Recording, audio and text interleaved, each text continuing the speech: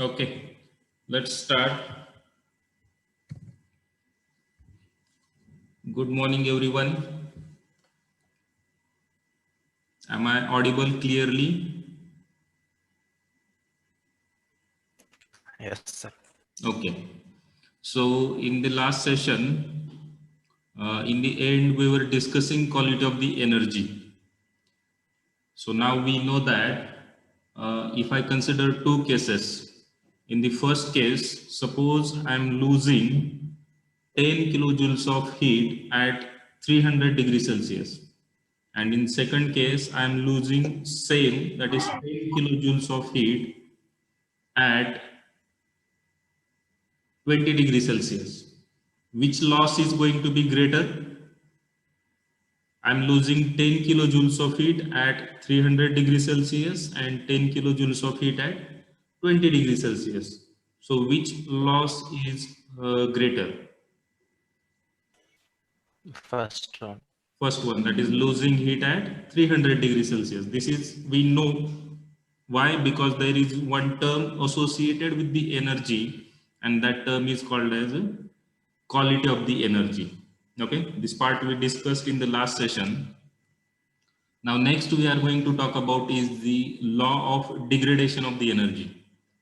We have discussed law of conservation of energy. That is nothing but the first law of thermodynamics. Conservation of energy states that energy we cannot create nor destroy.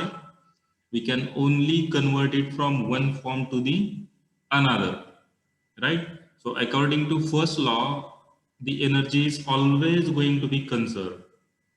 But when we started studying the second law, we came to know that we can only conserve the energy in terms of quantity and not in terms of quality. Because what happens with the quality? Whenever you convert one form of energy into another one, there is going to be increase in entropy of the system or entropy associated with that energy. Also, there is going to be increase in the disorder in the system. So when you convert one form into another, and when you try to convert that second form to third form, there is always going to be reduction in the efficiency, or always going to be reduction in the availability of the energy. And this is defined, or this is explained when we started studying the second law of thermodynamics. So this second law is also called as law of degradation of energy. The first law is called as law of conservation of the energy, and second law is called as law of degradation of the energy. Law of degradation means energy is always going to degrade in terms of quality. Okay, this one we know once we studied the second law of thermodynamics. So second law is nothing but the law of degradation of the energy. Next, now we are going to talk about the maximum work. Actually, while studying the second law of thermodynamics, we differentiated the reversible process and irreversible process.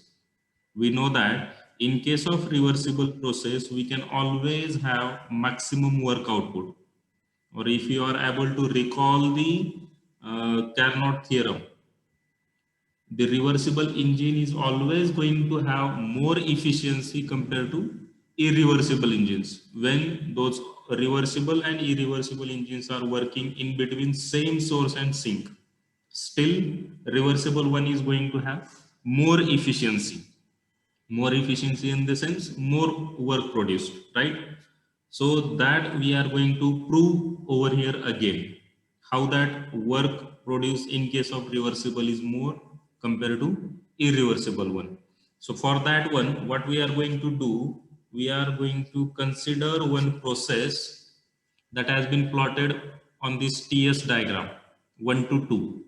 Actually, there are two paths for that process for changing its state from state 1 to state 2. The first path that is denoted by a continuous line is the reversible one. And the another one that is denoted by a dotted line is the irreversible one.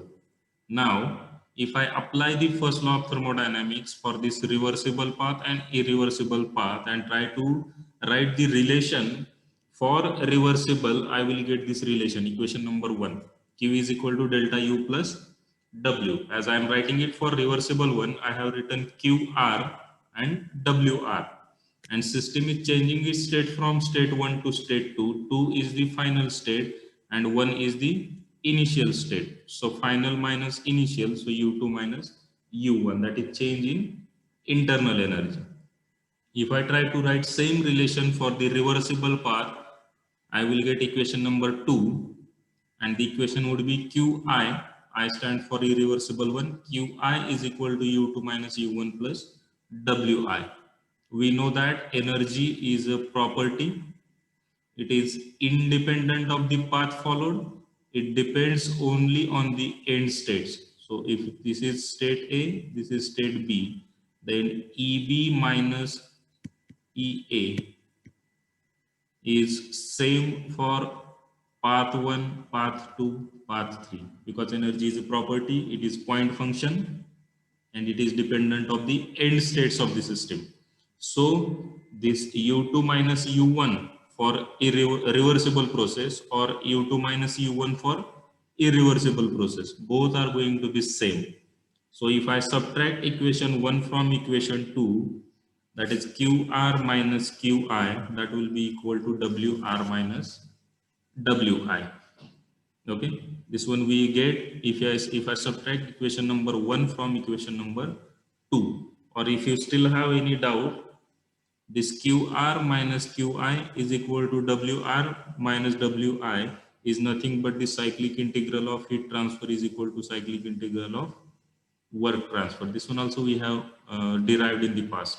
Okay, so next, now we are going to consider entropy change for system and surrounding. The system is changing its state from state 1 to state 2. So entropy at state 2, entropy at state 1, final minus initial will be the entropy change for system. Now we have considered S2 minus S1 because system is going to change its temperature. Whereas if system is accepting heat from the surroundings temperature is going to remain constant, because that is nothing but the reservoir. Reservoir means its temperature is independent of the heat interaction, whether you are adding heat to this reservoir or taking heat out of that reservoir, its temperature is going to remain constant.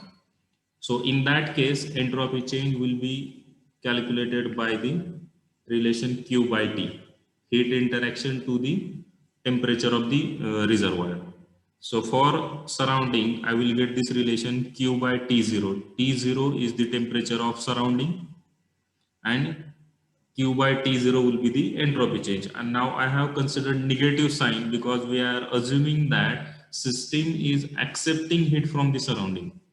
So if heat is going out of the system, sign convention will be negative. So minus Q by T0. Okay. Now we have seen this principle. Delta S universe is always greater than equal to 0. Can any one of you tell me what is the name of this principle? Delta S universe always greater than equal to 0.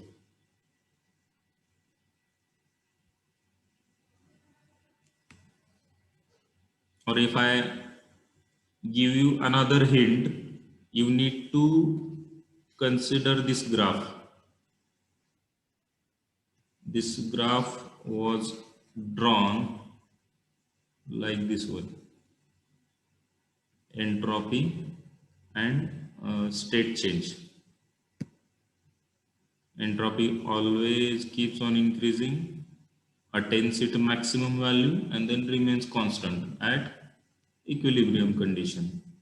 What is this law? This is the mathematical statement of same law that I have drawn over here. Still nobody is able to name that law. Pratik, Umesh.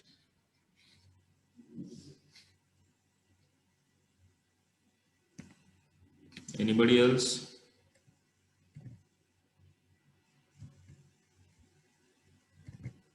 Who else is there? Amol, Abhay, Shubham, Yogesh, Chavan, Pratik, Adinath. Adinath, am I audible?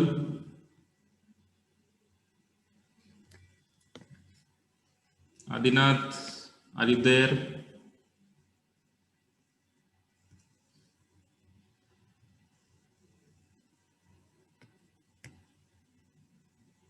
Amol, Amol Chavan.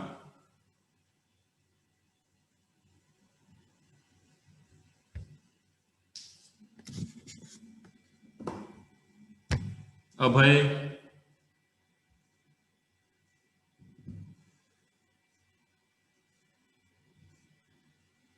काय ओरडायचं ओरडा म्हणा, आम्हाला काय घेणं देणं नाही तुमच्याशी. बरोबर ना? This law is nothing but entropy principle.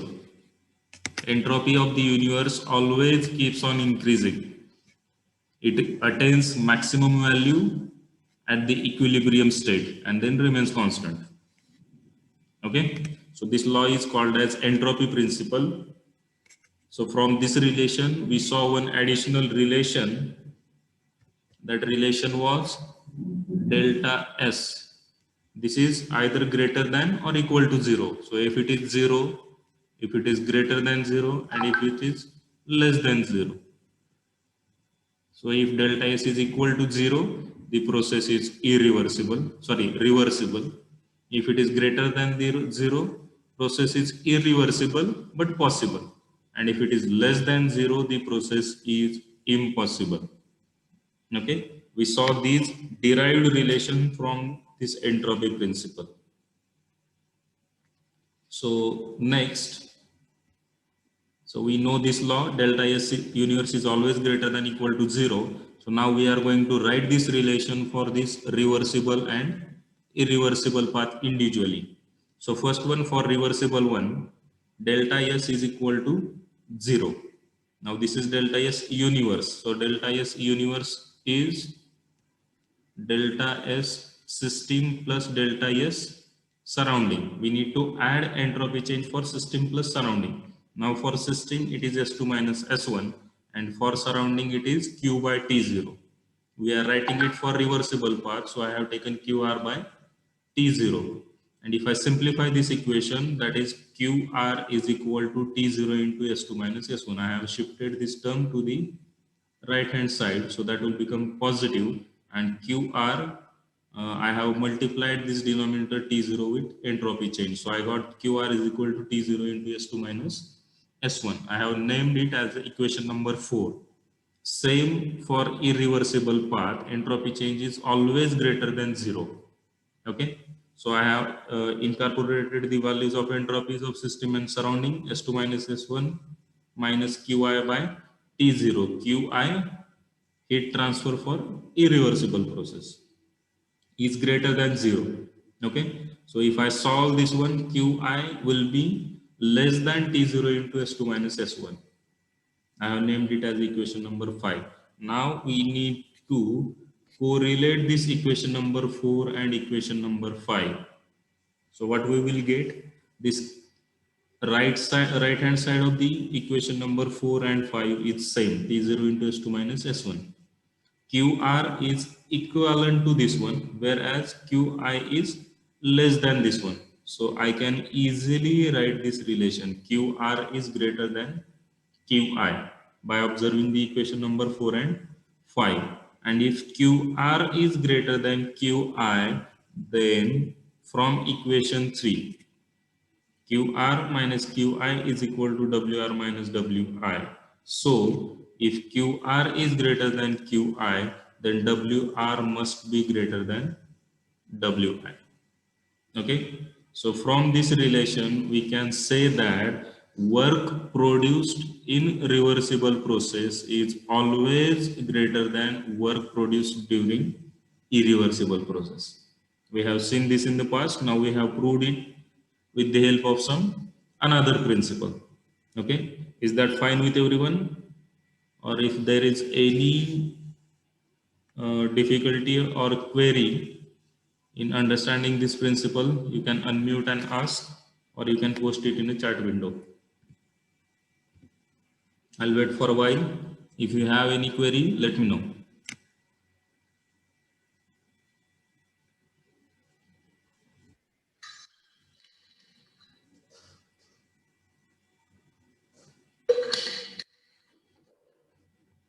Okay, next, now we are going to calculate the availability function for flow system.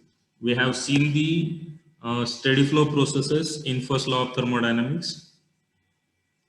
So steady flow process in the sense where mass flow rate entering in the system and leaving the system is always constant or always same. So for such as processes, we derived one relation. That relation was like H1 plus C1 square by 2 plus GZ1 plus Q is equal to H2 plus C2 square by 2 plus GZ2 plus W. Right? This was the steady flow energy equation that we saw. Now, here, what we are going to do,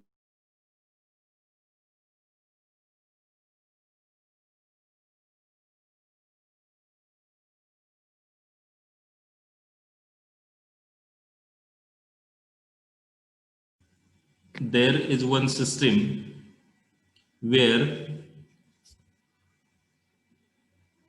the initial velocity of the fluid is C1. Its pressure is P1 and temperature is T1. Now, let's consider a system. This one is having velocity of the fluid P1, velocity C1, pressure P1 and temperature T1. The fluid is flowing out of the system.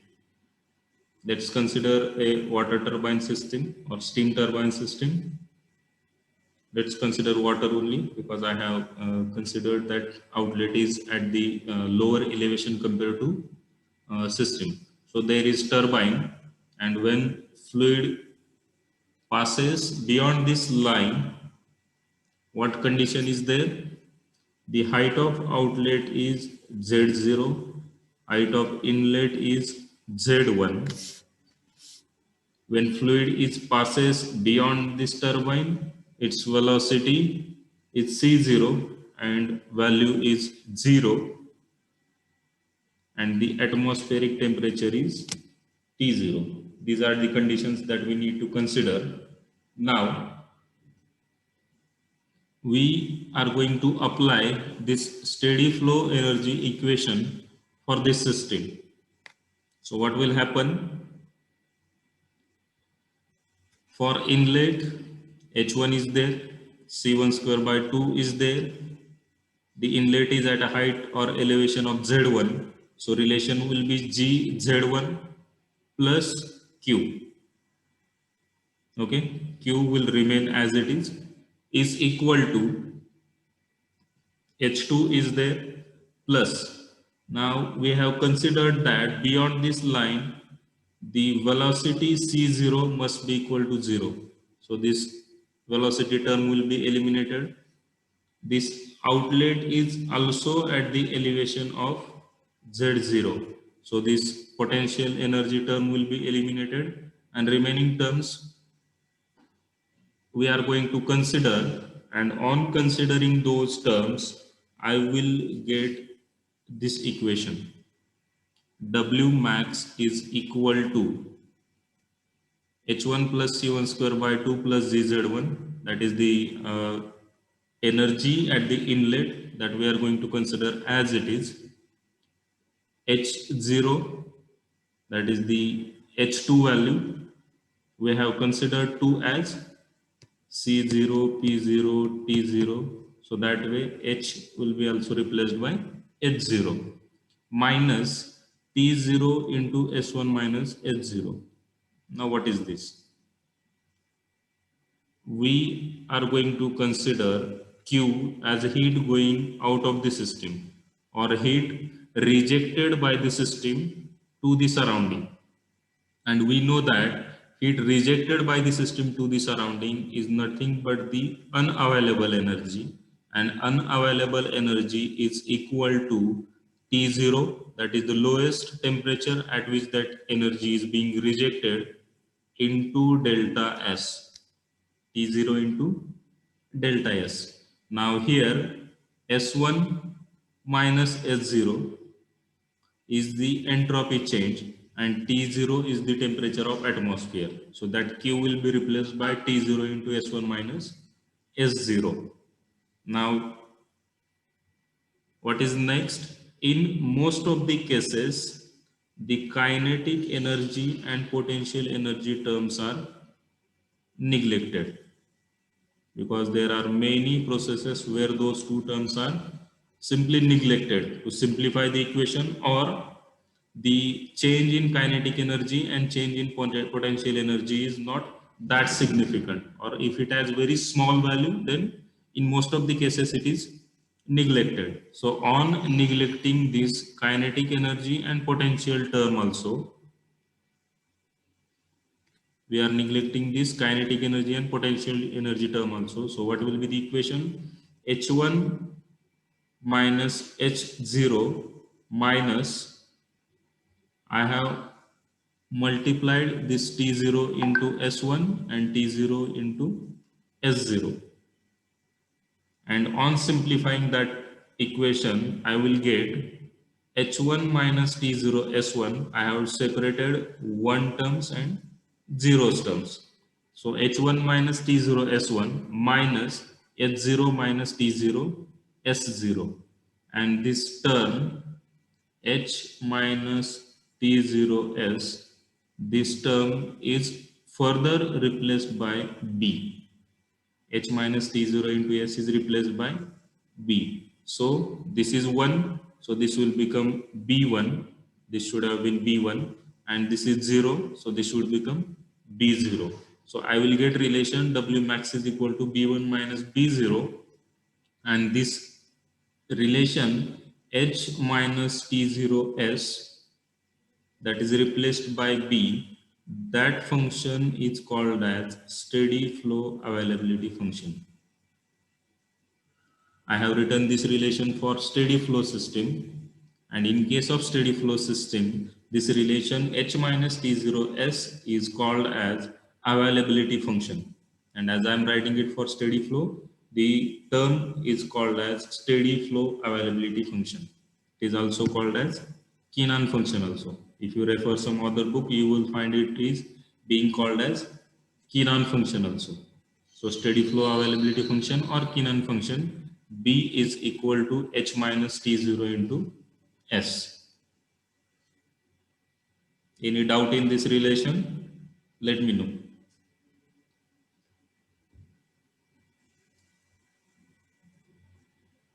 We are going to write similar relation for non-flow system also.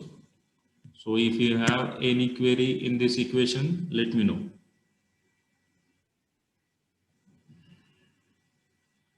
Okay.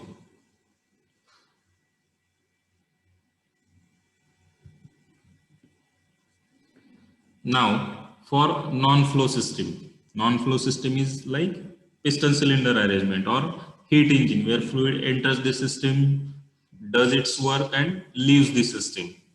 For such a systems, here we have considered there is one piston cylinder arrangement. Okay, the piston or fluid in the piston cylinder arrangement is expanding, and that is pushing the piston towards right. The atmospheric condition is P0 T0, and condition inside the system is P1 T1. Okay. Now this piston cylinder arrangement is coupled with a heat engine. For working, heat engine is accepting heat Q from the piston cylinder arrangement. It is producing some work W, and it is rejecting the remaining energy to the atmosphere. This is nothing but the unavailable energy, and relation is T0 into delta S, T0 into S1 minus S0. Now we are going to write relation for work transfer for all these systems. First, let's begin with the heat engine. Heat engine, if I apply first law, W is equal to Q1 minus Q2, right? Q1 is heat entering the system, Q2 is the heat rejected, and difference between those two is nothing but the work produced, right? Now, this Q2 has been replaced by this term, unavailable energy, T0 into S1 minus S0. So if I put this T0 into S1 minus S0 in this equation, I will get this equation number 1. W engine is equal to Q minus T0 into S1 minus S0. Now this is the work transfer in case of heat engine. Similarly, this fluid in this cylinder, as I said, it is expanding. So it is going to push this piston towards the right. So if it is pushing the piston towards the right, it is doing some work on the piston.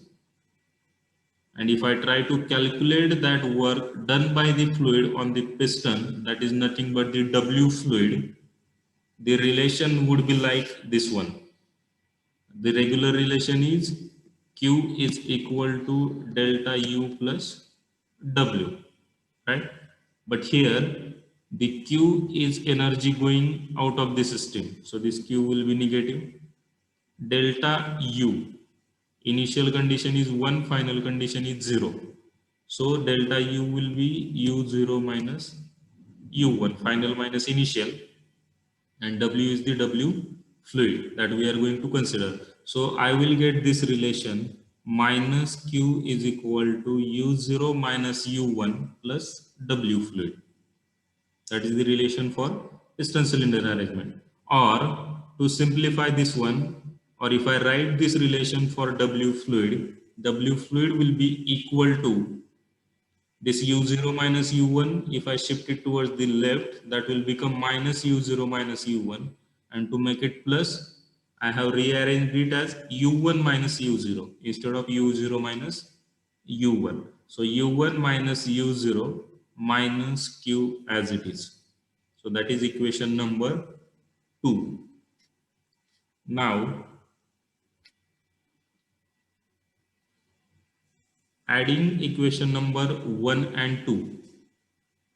The second equation is U1 minus U0 minus Q as it is, plus equation number 1 is Q minus T0 into S1 minus S0.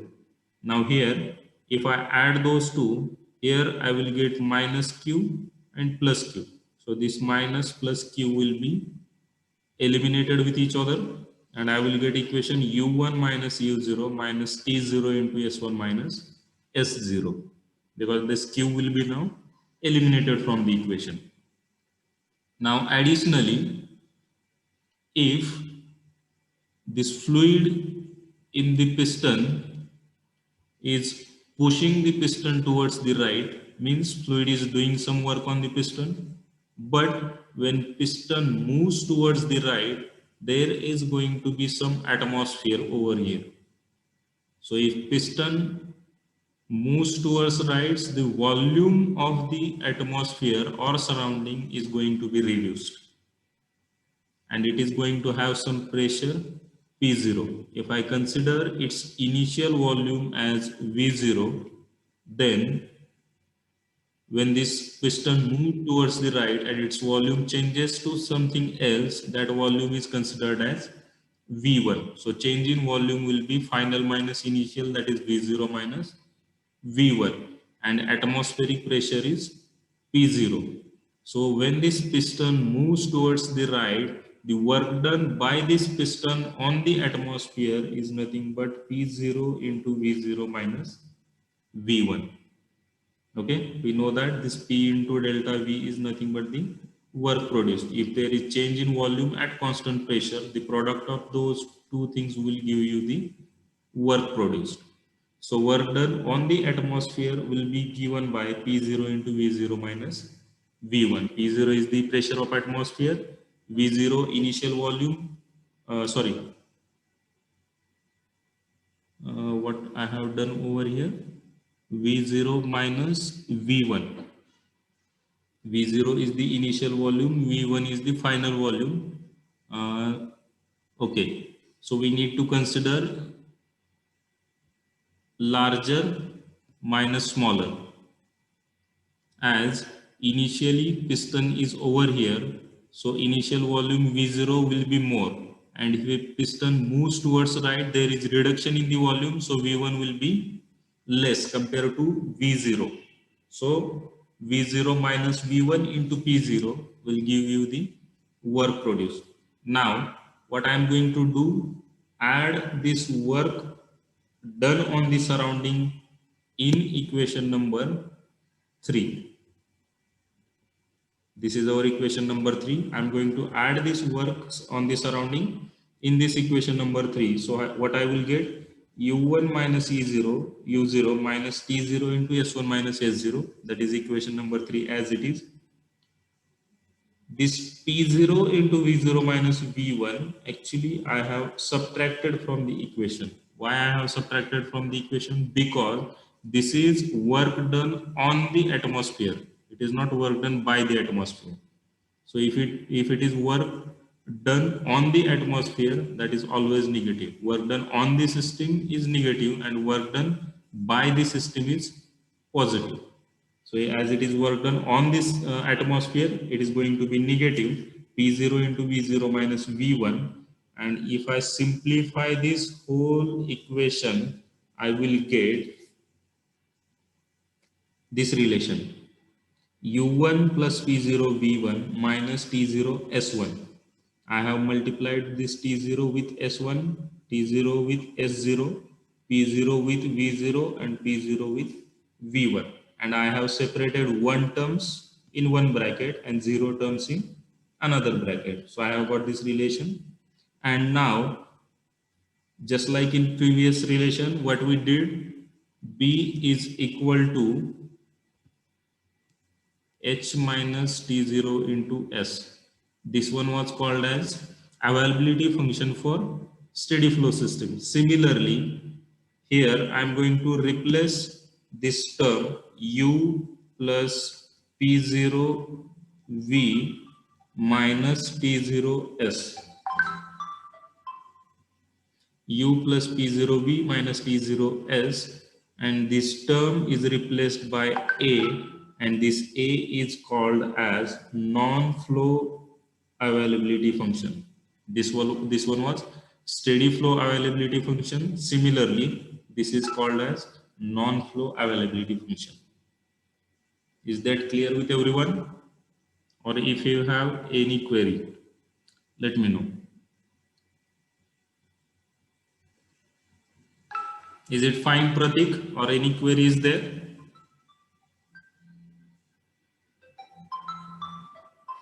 Pratik, am I audible?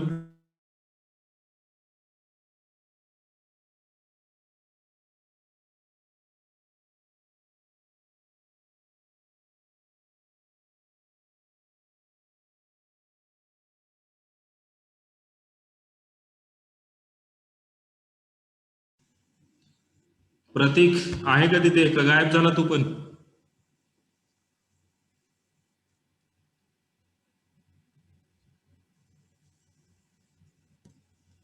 Prateek, Umesh,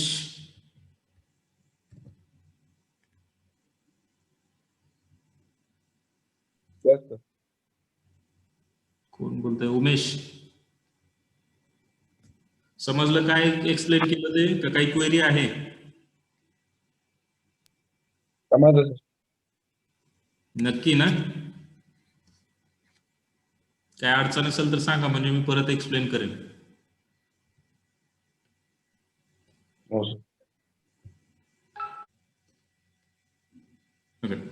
So next thing that we are going to talk about is the second law, efficiency. Now, what is second law efficiency? We know a general relation for efficiency. What is efficiency? Efficiency is nothing but, let me get the pen. Efficiency is nothing but the output by input, right? That is the conventional definition that we have seen and we refer to this definition, right? But this definition is related to first law of thermodynamics. When we are not considering the quality of energy, we are just focusing on the quantity of the energy, right? In that case, this efficiency relation is fine. But when you consider second law of thermodynamics, after studying second law of thermodynamics, we know that losing energy at 100 degrees Celsius and losing energy at 20 degrees Celsius has got different meaning, right? If you are losing energy at 100 degrees Celsius, the loss is more. Whereas if you are losing energy at 20 degrees Celsius, that loss is very less compared to losing energy at 100 degrees Celsius, right? So because of that one, there comes in to picture another definition for efficiency or effectiveness, and that definition is called as second law efficiency. So now what is that second law efficiency? Second law efficiency in the sense, suppose there is one task that I need to do. Suppose I need to push this block from, suppose this is a room and there is some block over here and I need to push it to this corner. Okay. So if I start pushing this block in this direction, to push it from this position to this, I need to input some work. Okay. Now we are going to consider two cases. First case is ideal one and second case is actual one. Ideal case in the sense, the lower surface of this block will be perfectly smooth. The surface on which this block is being pushed is also perfectly smooth. There isn't any friction between surfaces. And in that case, if you push it from this corner to this, the work requirement, let's consider that W ideal. Okay. Second case, actual. We know that obtaining a frictionless surface or frictionless motion is impossible, because to what extent you finish the surface, it is going to have some asperities or it is going to have some roughness, and because of that one there is going to be involvement of some friction. Okay, and if friction is there, there will be some amount of energy consumed to overcome that friction. And in ideal case, in actual case, if I push that block from same position, same initial position to same final position, that W is called as W actual. Now, if I try to correlate this WI and WA, that is W ideal and WA, what relation is going to be there in between those two? Smaller than, greater than, or equal to? What relation would be there?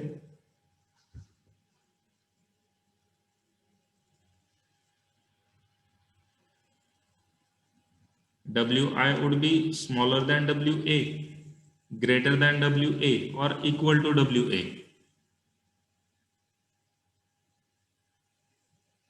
What will be the relation?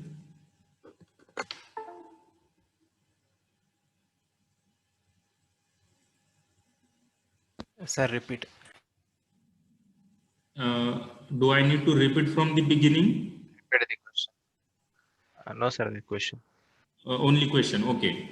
So the question is, WI is the work required in ideal condition when you try to push this block from this position to this position. Ideal condition in the sense, frictionless movement, no opposition for the movement, and you can push it from one position to another without any wastage of work in any other phenomena like friction or something else. That is W ideal.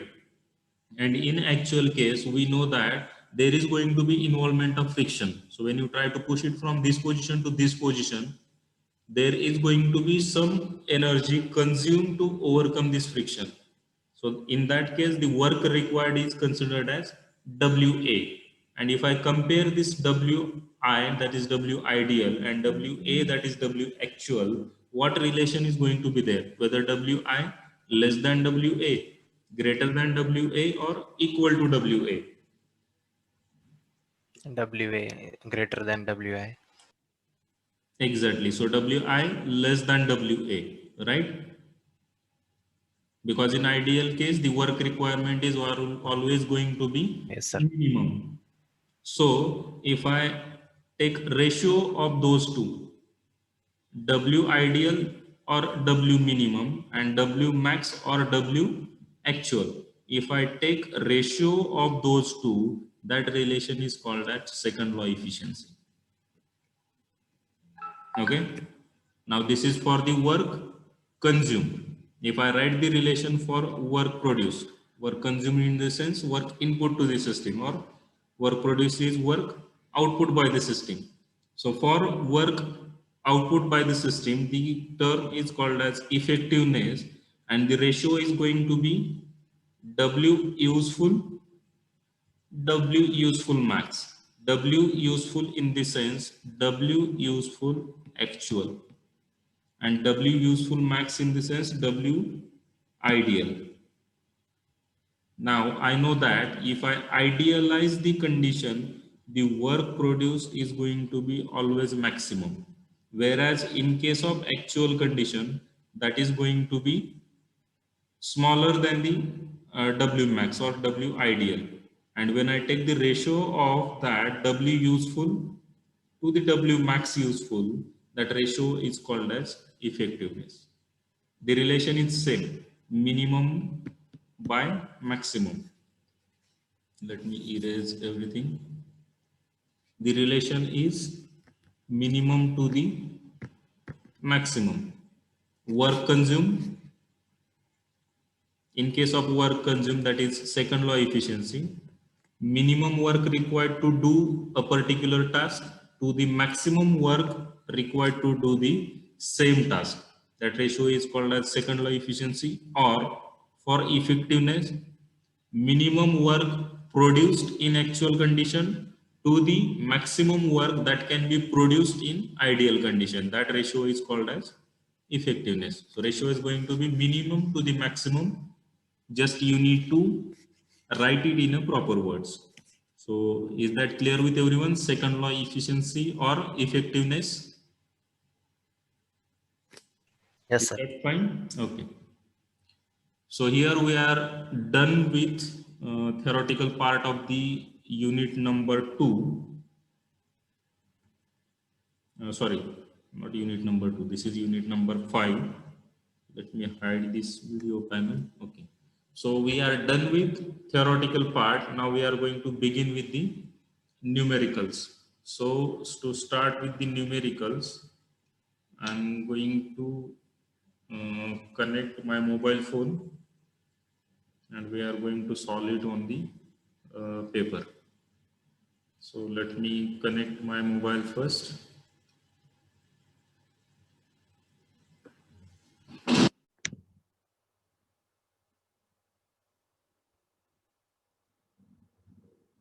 Write down the question. How much of 1200 kilojoules of thermal energy at 700 Kelvin, how much of 1200 kilojoules of thermal energy at 700 Kelvin can be converted to useful work,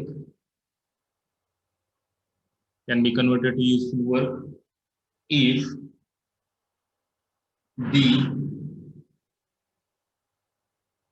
environment is at 25 degrees Celsius.